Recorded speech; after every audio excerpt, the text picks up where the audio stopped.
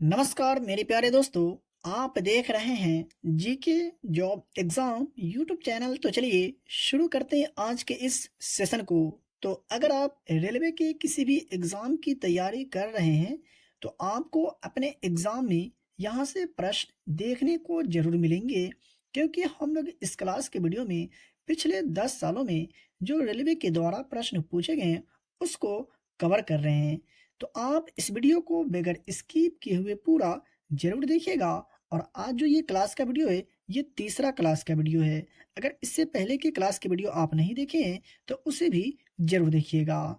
तो बात करें पहला प्रश्न का, तो जो खिताब महात्मा गांधी को अंग्रेज सरकार ने दिया जिसे उन्होंने असहकारिता आंदोलन के समय त्याग दिया वह था, यानी कहने का मतलब यहाँ ये हुआ कि गांधी जी को अंग्रेज सरकार के द्वारा जो खिताब दिया गया था उन्होंने असहकारिता आंदोलन में त्याग दिया था, वह जो है खिताब निम्नलिखित में से कौन सा है? तो इसका सही जवाब होगा कैसरे हिंद, जो है अंग्रेज सरकार के द्वारा महात्मा गांधी को दिया गया था, जिसे असहकारिता आंदोलन के समय महात्मा गांधी ने त्याग दिया था। तो आई होप कि आपको समझ में आ गया होगा। बात करिए अगले प्रश्न का, तो टीपू सुल्तान निम्नलिखित में से कौन से राज्य का शासक था? तो बात करें हम लोग टीपू सुल्तान का, तो वह जो है था वो मैसूर का शासक था। कौन? टीपू सुल्तान। नेक्स्ट प्रश्न है कि संस्कृत रचना पंचतंत्र का लेखक किसे माना जाता है? यानी संस्कृत रचना पंचतंत्र का लेखक निम्नलिखित में से किसे माना जाता है? तो विष्णु शर्मा को माना जाता है। यानी पंचतंत्र के लेखक कौन है? तो विष्णु शर्मा। इस तरह से भी आपसे प्रश्न पूछा जा सकता है। बात कर ले नेक्स्ट प्रश्न का, तो निम्न में से किस भारतीय नेता को पंजाब केसरी कहा जाता था? निम्नलिखित में से किन्हें पंजाब केसरी के नाम से जाना जाता है? इस तरह से भी आपसे प्रश्न पूछा जा सकता है। तो लाला लाजपत राय को पंजाब केसरी के नाम से जाना जाता है, तो आप याद रखेंगे। दूसरा प्रश्न है, सन 1887 में भारतीय राष्ट्रीय समाज कांग्रेस की स्थापना किसने की? आप प्रश्न को गौर से पढ़ेंगे पहले, तब आपको इसका जवाब समझ में आएगा। आपसे पूछा जा रहा है कि 1887 में भारतीय राष्ट्रीय समाज कांग्रेस की स्थापना निम्नलिखित में से किसने किए थे? तो एमजी रनाडे के द्वारा 1887 में भारतीय राष्ट्रीय समाज कांग्रेस की स्थापना की गई थी। तो यहाँ से आपका दो प्रश्न कवर हो गए। एक तो ये कि भारतीय राष्ट्रीय समाज कांग्रेस की स्थापना किसने की है? तो एमजी रनाडे ने। दूसरा ये कि भारतीय राष्ट्रीय समाज कांग्रेस की स्थापना एमजी रनाडे के द्वारा कब की गई? तो 1887 में। आई होप कि आपको समझ में ये भी आ गया होगा। मेरे प्यारे दोस्तों, वीडियो अगर पसंद आ रहा हो तो वीडियो को लाइक करें, और चैनल पर पहली बार विजिट करें तो चैनल को सब्सक्राइब करके बेल आइकन को प्रेस जरूर करें, और इस वीडियो को अपने दोस्तों के साथ शेयर भी ज़रूर करें जो लोग रेलवे एग्ज़ाम की तैयारी कर रहे हैं। आज का जो टारगेट है 100 टारगेट है। अगर आप लोग देखते हैं कितने वीडियो को लाइक करते हैं, कम से कम 100 लोग लाइक ज़रूर करें। ठीक है, चलिए देख लेते हैं दूसरे प्रश्न को। तो अगला प्रश्न है, प्रायद्वीपीय भारत का दक्षिणतम बिंदु जो है कन्याकुमारी है, वो निम्नलिखित में से कौन से रेखा के कौन से दिशा में है? ये आपसे पूछा जा रहा है। तो हम लोग बात करें प्रायद्वीपीय भारत का दक्षिणतम बिंदु का, तो यह जो है भूमध्य रेखा के उत्तर दिशा में है। सही जवाब हो जाएगा ऑप्शन नंबर डी। देख लेते हैं दूसरे प्रश्न को। तो हमारा अगला प्रश्न है, दिया सलाई की नोक पर ज्वलनशील द्रव होता है, यानी दिया सलाई यानी माचिस जो उसके नोक पर ज्वलनशील द्रव जो होता है निम्नलिखित में से वो कौन सा होता है? तो फास्फोरस होता है। ये आपको पहले से जरूर याद होगा, याद रखेंगे। मेरे प्यारे दोस्तों, मैं आपको बताते चलो, अगर आपको किसी भी प्रश्न में डाउट हो तो आप हमसे कमेंट बॉक्स में कमेंट करके पूछ सकते हैं, अगर किसी प्रश्न के उत्तर में भी अगर आपको डाउट हो तो। अगला प्रश्न है कि निर्जलीकरण में पिंड से खोया गया द्रव जो है ज्यादातर होता है निम्नलिखित में से क्या? तो निर्जलीकरण में पिंड से खोया गया द्रव जो होता है ज्यादातर सोडियम क्लोराइड होता है। ठीक है, याद रखेंगे। सही जवाब हो जाएगा ऑप्शन नंबर बी। लेके चलते हैं आपको दूसरे प्रश्न की ओर। तो हमारा अगला प्रश्न है, ट्रांजिस्टर के बनने में इन दो मूल तत्वों का प्राय उपयोग होता है, यानी कहने का मतलब ये हुआ कि ट्रांजिस्टर के बनाने में निम्नलिखित में से किन दो मूल तत्वों का उपयोग किया जाता है? तो सिलिकॉन और जर्मेनियम का उपयोग किया जाता है ट्रांजिस्टर के बनाने में, याद रखिएगा। ठीक है, ऑप्शन नंबर बी यहाँ पर बिल्कुल सही उत्तर हो जाएगा। दूसरे प्रश्न की अगर बात करें तो पहले महायुद्ध के किस वर्ष जर्मनी ने रूस और फ्रांस के विरुद्ध युद्ध की घोषणा की? क्या समझे? पहले महायुद्ध के किस वर्ष में जर्मनी ने रूस और फ्रांस के विरुद्ध जो है सो युद्ध की घोषणा की थी? किस वर्ष? तो याद रखेंगे वर्ष 1914 ईस्वी में जर्मनी ने रूस और फ्रांस के विरुद्ध युद्ध की घोषणा की थी। सही उत्तर हो जाएगा ऑप्शन नंबर ए। बात कर ले दूसरे प्रश्न का, तो भारत की इंटीग्रेटेड मिसाइल विकास योजना साल डैश में डॉक्टर एपीजे अब्दुल कलाम की अध्यक्षता में प्रारंभ हुई। कहने का मतलब ये हुआ कि भारत की इंटीग्रेटेड मिसाइल विकास योजना जो था ये डॉक्टर एपीजे अब्दुल कलाम की अध्यक्षता में कब प्रारंभ की गई थी? तो वर्ष 1982 से 1983 के बीच डॉक्टर एपीजे अब्दुल कलाम की अध्यक्षता में प्रारंभ की गई थी। तो यहाँ से भी आपका 2 प्रश्न कवर हो गए हैं, तो याद रखेंगे सही उत्तर हो जाएगा ऑप्शन नंबर डी। प्रश्न का, तो भारतीय संविधान के अनुसार निम्न में से कौन संसद के दोनों सदनों को या कोई एक सदन को स्थापित कर सकता है? जी हाँ, निम्नलिखित में से कौन? राष्ट्रपति या उपराष्ट्रपति, लोकसभा के अध्यक्ष या प्रधानमंत्री? तो याद रखेंगे राष्ट्रपति जो है भारतीय संविधान के अनुसार दोनों सदनों या कोई एक सदन को स्थगित कर सकते हैं भारत के राष्ट्रपति। सही उत्तर होगा ऑप्शन नंबर ए। बात कर ली आज का अगले प्रश्न का, तो दूसरे प्रश्न की अगर बात करें तो अकबर के शासन काल में टोडरमल इससे संबंधित था। यानी अकबर के शासन काल में जो टोडरमल था वो निम्नलिखित में से कौन से विभाग से संबंधित था? तो याद रखेंगे भू राजस्व सुधार से संबंधित था टोडरमल। सही उत्तर होगा ऑप्शन नंबर सी। साथियों, सेशन अगर पसंद आ रहा हो तो वीडियो को लाइक जरूर कर दीजिएगा। चाणक्य की अगर बात करें तो चाणक्य और किस नाम से भी जाने जाते थे? यानी चाणक्य को किस और अन्य नाम से जाना जाता था? तो याद रखेंगे विष्णुगुप्त के नाम से भी जाना जाता है चाणक्य को। सही उत्तर हो जाएगा ऑप्शन नंबर डी। देख लेते हैं दूसरे प्रश्न को।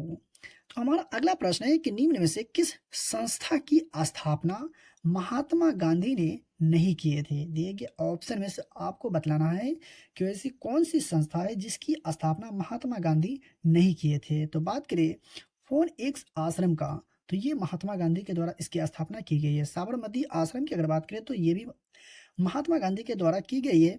सेवाग्राम आश्रम की अगर बात करें तो ये भी महात्मा गांधी से ही संबंधित है। लेकिन बात करें विश्व भारती का, तो यह जो है रविंद्रनाथ टैगोर जी के द्वारा जो है सो इसकी स्थापना की गई थी। तो इसका सही उत्तर हो जाएगा ऑप्शन नंबर डी।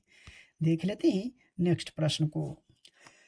तो अगला प्रश्न है निम्न में से किसे आम तौर से रेड शर्ट्स कहा जाता था? यानी लाल कुर्ता के नाम से किसे जाना जाता था, ये आपसे पूछा जा रहा है।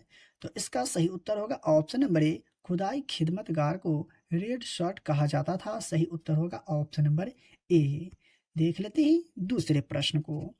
तो भारत का अत्यंत पुरानी तेल रिफाइनरी जो है ये कहाँ स्थित है? भारत का अत्यंत पुरानी तेल रिफाइनरी निम्नलिखित में से कहाँ स्थित है? तो दिग्बोई असम राज्य में स्थित है, याद रखिएगा। ठीक है, चलिए लेके चलते हैं दूसरे प्रश्न की ओर। तो दूसरा प्रश्न है निम्न में से कौन सा धातु जो है नाइट्रिक अम्ल से अबाधित रहता है? दिए गए ऑप्शन में से वो कौन सा धातु है जो नाइट्रिक अम्ल से अबाधित रहता है? तो याद रखेंगे पारा जो है सो एक ऐसा धातु है जो नाइट्रिक अम्ल से अबाधित रहता है। सही उत्तर हो जाएगा ऑप्शन नंबर सी। आपको कमेंट बॉक्स में कमेंट करके ये बताना है कि पारा का जो सिंबल होता है, प्रतीक होता है, वो क्या होता है। आप कमेंट बॉक्स में जरूर बताइएगा। बात कर ले नेक्स्ट प्रश्न का, तो किस खनिज से रेडियम जो है सो प्राप्त किया जाता है? दिए गए ऑप्शन में से कौन सा खनिज है जिनसे रेडियम प्राप्त किया जाता है? तो पीच ब्लेंड से जो है सो रेडियम प्राप्त किया जाता है, याद रखिएगा। दूसरे प्रश्न की अगर बात करें तो भारतीय संविधान का निम्न में से कौन सा अनुच्छेद संसद के संगठन के बारे में संबंधित है? कहने का मतलब यह है कि भारतीय संविधान का कौन सा अनुच्छेद है जो संसद के संगठन से संबंधित है? तो आपको याद होगा, याद नहीं है तो याद रखेंगे भारतीय संविधान का अनुच्छेद 79 हो जाएगा। सही उत्तर हो जाएगा ऑप्शन नंबर डी। देख लेते हैं दूसरे प्रश्न को।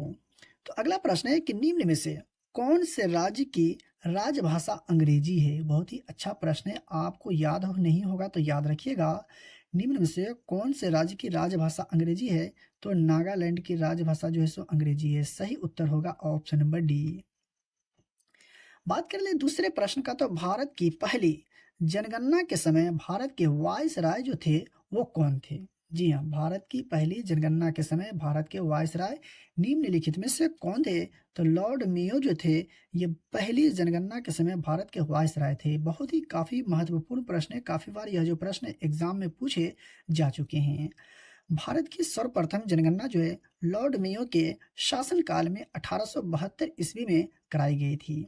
लेकिन जनगणना का क्रमवार जो है आकलन 10 वर्षीय प्रथम नियमित जनगणना 1881 में लॉर्ड रिपन के शासनकाल से मानी जाती है। याद रखेंगे, यहाँ से आपको बिल्कुल भी कंफ्यूज नहीं होना है। स्क्रीनशॉट लेना चाहते हैं तो स्क्रीनशॉट लेकर के रख सकते हैं, नहीं तो आपको फ्री में पीडीएफ दिए जाते हैं। अगला प्रश्न है कि प्राचीन भारत के उच्च शिक्षा का केंद्र नालंदा किस भारतीय राज्य में स्थित है? यह तो बहुत ही इजी प्रश्न है और मैं आशा करता हूं कि आपको इस प्रश्न का आंसर पहले से जरूर याद होगा। तो नहीं याद है तो याद रखेंगे, नालंदा जो है यह बिहार राज्य में स्थित है। सही उत्तर होगा ऑप्शन नंबर सी। देख लेते हैं आज का दूसरे प्रश्न को। तो हमारा अगला प्रश्न है कि अंग्रेज भारत में सर्वोच्च न्यायालय इसके तहत स्थापित किया गया। अंग्रेज भारत में सर्वोच्च न्यायालय निम्नलिखित में से किसके तहत जो है सो स्थापित किया? तो याद रखेंगे, रेगुलेटिंग एक्ट ऑफ 1773 के तहत जो है सो स्थापित किया गया था। सही उत्तर हो जाएगा ऑप्शन नंबर सी। देख लेते हैं अगले प्रश्न को। तो दूसरा प्रश्न है, भारत छोड़ो आंदोलन के समय भारत के वायसराय कौन थे? तो भारत छोड़ो आंदोलन के समय भारत के वायसराय की अगर बात करें हम लोग, तो लॉर्ड लेन लिथुगो जो था, ये जो है भारत छोड़ो आंदोलन के समय भारत के वायसराय थे। सही उत्तर होगा ऑप्शन नंबर डी। और भारत छोड़ो आंदोलन कब हुआ ये तो आपको मालूम होगा, नहीं याद है तो याद रखेंगे कब हुआ था, तो 1942 में।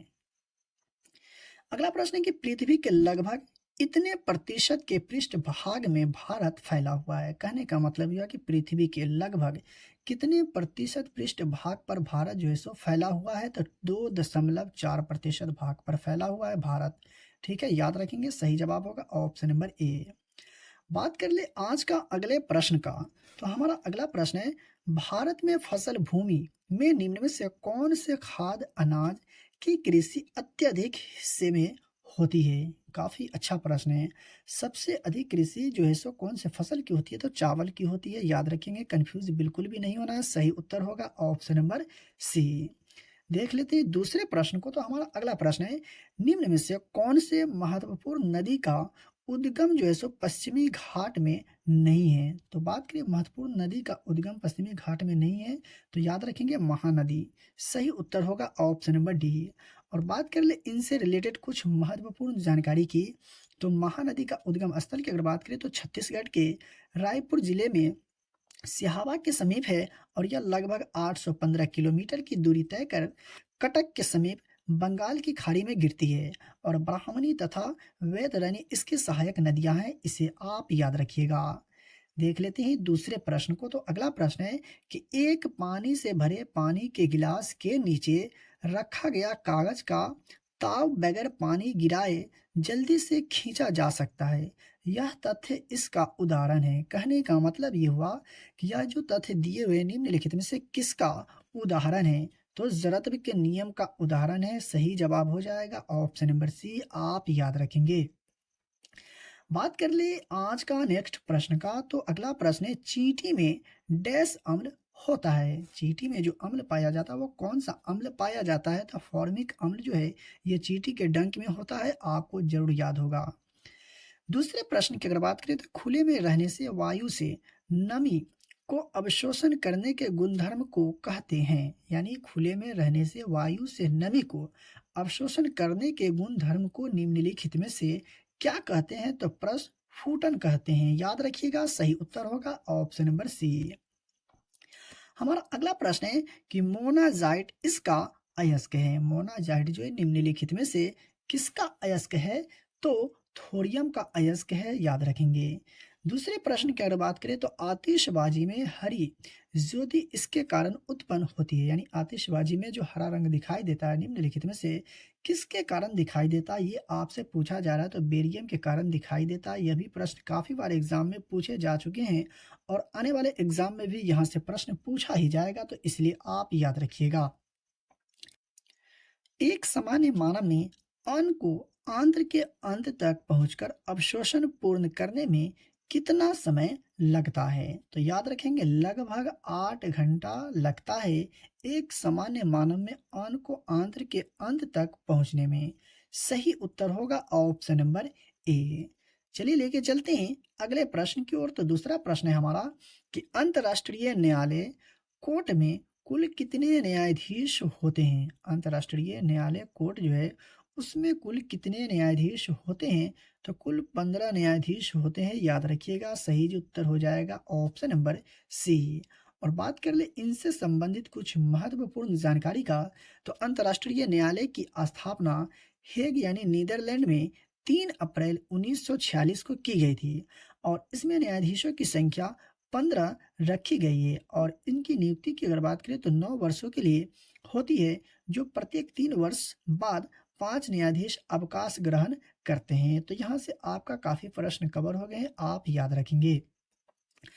बात कर ले दूसरे प्रश्न का, तो संविधान सभा ने राष्ट्रगीत को इस दिन अंगीकार किया। संविधान सभा के द्वारा राष्ट्रगीत को किस दिन अंगीकार किया गया, ये आपसे पूछा जा रहा है। तो 24 जनवरी 1950 को संविधान सभा ने राष्ट्रगीत को अंगीकार किया। सही उत्तर होगा ऑप्शन नंबर बी। देख के चलते हैं दूसरे प्रश्न की ओर। तो दूसरे प्रश्न की अगर बात करें तो भारत का संविधान जो है पहली बार कब संशोधित हुआ था, यानी भारत का संविधान में पहली बार संशोधन कब किया गया, ये आपसे पूछा जा रहा है। तो जून 1951 में भारतीय संविधान में पहली बार संशोधित किया गया। सही उत्तर हो जाएगा ऑप्शन नंबर ए। बात कर ले दूसरे प्रश्न का, तो त्रिपिटक इसका पवित्र ग्रंथ है, यानी त्रिपिटक जो है निम्नलिखित में से किसका जो है सो पवित्र ग्रंथ है, ये आपसे पूछा जा रहा है। तो यह जो है बौद्ध धर्म का पवित्र ग्रंथ है, याद रखेंगे। और बात कर ले हम लोग बौद्ध धर्म का, तो बौद्ध धर्म की स्थापना गौतम बुद्ध ने की थी और गौतम बुद्ध का असली नाम की अगर बात करें तो सिद्धार्थ गौतम था और उसका जन्म जो है नेपाल के लुम्बिनी में वैशाख पूर्णिमा के दिन हुआ था, ये याद रखेंगे। एग्जाम में प्रश्न पूछ लिए जाते हैं कि गौतम बुद्ध का जन्म कहाँ हुआ, तो लुम्बिनी नामक स्थान पे, और इनका असली नाम क्या था, तो सिद्धार्थ।